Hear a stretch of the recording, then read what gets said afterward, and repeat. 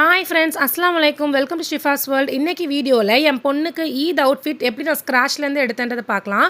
யூஸ்வலாக போகிற மாதிரி நான் மங்காராம் தான் போனேன். அங்கே ஆஃபர் வேறு போயிட்டு இருந்துச்சு. அங்கே எப்போ மாதிரி நல்லா தான் இருந்தது கலெக்ஷன்ஸ். ஆனால் எனக்கு தான் செட் ஆகலை. மேலே யோக் பாட் எனக்கு செட் ஆயிடுச்சு.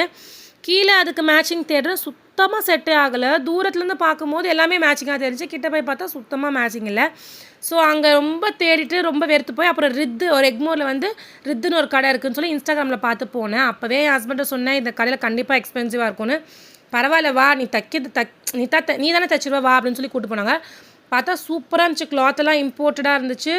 எல்லாமே சூப்பராக இருந்துச்சு. ஆனால் ரொம்ப எக்ஸ்பென்சிவாக இருந்தது. ஸோ அட் லாஸ்ட் நான் ஒரு கிளாத் எனக்கு பிடிச்சிச்சின்னு சொல்லி நாங்கள் 2 பேரும் எடுத்துட்டோம். இந்த கிளாத் எடுத்தோம் மேலே யோக் பாட்டுக்கு மட்டும். ஸோ இது ஒரு 1.5 மீட்டர் எடுத்தோம்.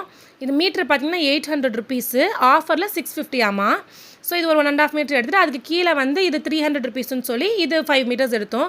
ஸோ மெயின் கிளாத் மட்டுமே எனக்கு 3000 ருபீஸ் ஆயிடுச்சு. அதுக்கப்புறம் அதுக்கு லைனிங்கு, அப்புறம் ஜிப்பு, அதுக்கு கேன் இதெல்லாம் ஆக எனக்கு 3,500 ஆயிடுச்சு.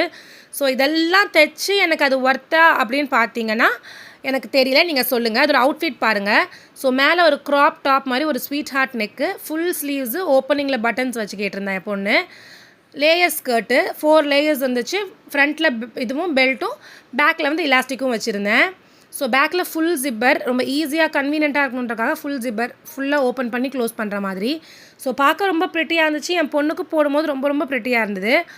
ஆனால் இந்த மெட்டீரியல் எனக்கு ஒர்த்தான்னு கேட்டிங்கன்னா சுத்தமாக கிடையாது.